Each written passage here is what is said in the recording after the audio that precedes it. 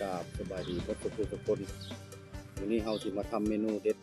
ที่เด็ดพื้นบ้านนึ่งปลาใส่ถ้วยกะละมังสีขาวมาเบิ่ง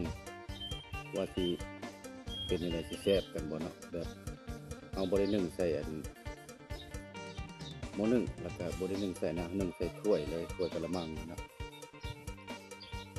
เราเรื่องน้ำมันแค่ขมอนเฮาก็พวกปั๊มกับปิดยังกับปั๊มเดียวเนาะมีน้ำมันไปกันเลยน้ำมันขาดแทนหรือว่ายังเหลือแต่ปั๊มเดียวก็ได้แย่กันคือปั๊มหลักสองวันนี้ก็จะมาทำเมนูเด็ดที่เด็ดให้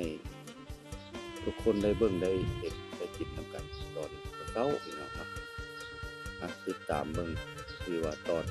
เฮ็ดอาหารที่ว่าสูตรข้อยเองเลยพี่น้องมาเบิ่งนำกันเนาะว่าสิ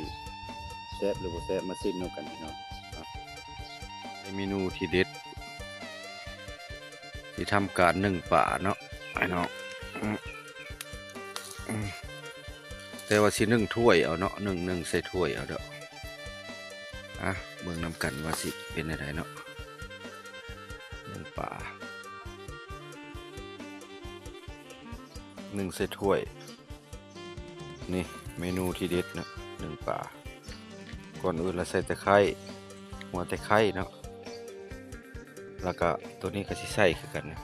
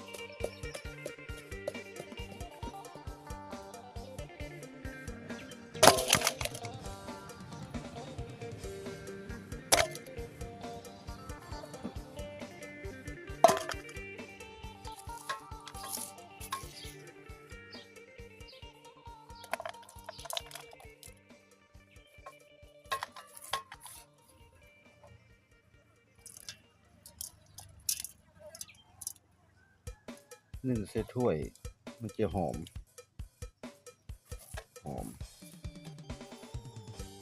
ใส่น้ำจังหน่อย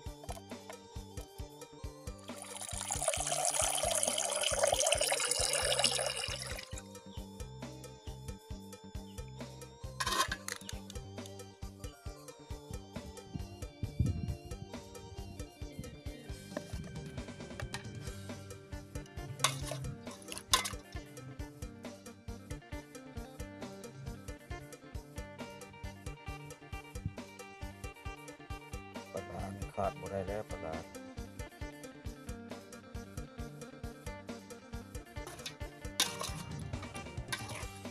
หอมแซ่บ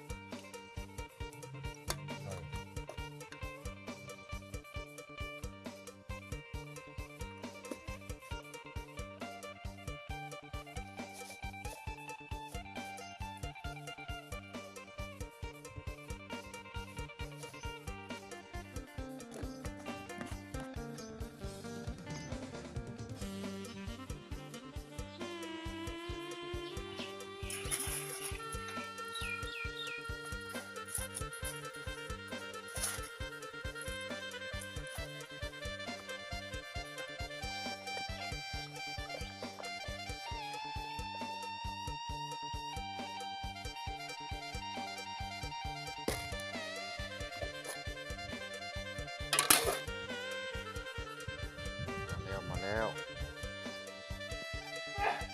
ของข้าวน้อยข้าแม่ตายนึ่งปลามาแล้วกี่ข้าวนี่นายนะนึ่งปลาแล้วมากินข้าวมา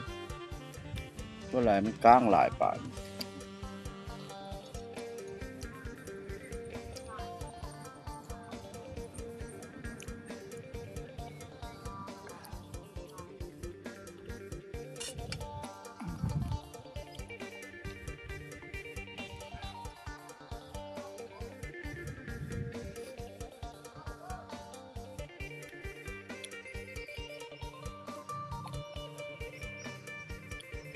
นี้ก็กินข้าวอยู่บ้านให้เบิ่งเมนูที่เด็ด